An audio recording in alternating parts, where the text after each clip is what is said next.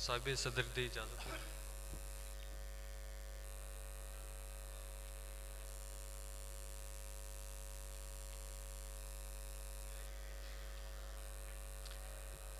धरती नहीं ते अंबर चीरेगा,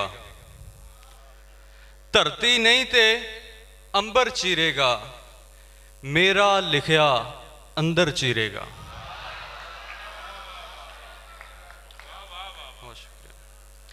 कोई नहीं सुनदा वाज नहीं माए, कोई नहीं सुनदा वाज नहीं माए, खा गए रीत रिवाज नहीं माए। वालां दे विच चांदी आ गई, वालां दे विच चांदी आ गई, पर ना बनया दाज नहीं माए। साडे भुखे ढिड ना वेखे, हाकम करदा राज नहीं माए। इस तो बाद एक नज़म है, चूँकि माँ बोली का दिहाड़ है तो माँ बोली के हवाले नाल एक खास नज़म मुनफरिद अंदाज नाल तुहाडे सामने साझी करदा कि फास्ट फूड के ढाबे उत्ते बह के पीज़ा खावे, नक चढ़ावे, मैनू वेखे तिबड़ी पावे। फास्ट फूड के ढाबे उत्ते बह के पीज़ा खावे, नक चढ़ावे, मैनू वेखे तिबड़ी पावे। पर मैं कौन?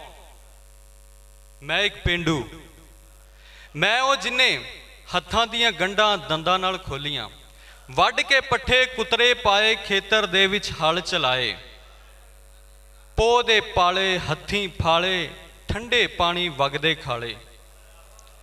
अद्धी राती सप ते ठूए पैरां हेठां आण दमूए, धुप्पां हाड़ वसाइयां सिर ते, रातां जाग लंघाइयां पिड़ ते। सालां साल दा वक्ता करके, फाके झल के औकड़ां जर के, पिंडा मिट्टी नाल मिट्टी करीदा, अंत पड़ोला भरीदा। फिर खलकत आवे लै लै जावे, ढिड च पावे हस्से गावे। मैं हारी मैं किसान, मैं पेंडू इयो मेरा मान। तैनू पीज़ा खांदी होई नू जद मैं वेखां इहो सोचां, मेरे खून पसीने दी मेहनत रंग लियाई है। खलकत रब दी रोटी खावे, इयो साडी कमाई है, इयो साडी कमाई है।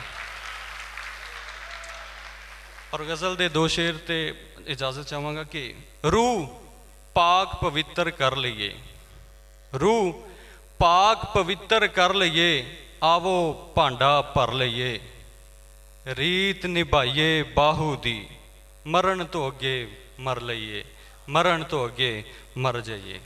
बहुत शुक्रिया।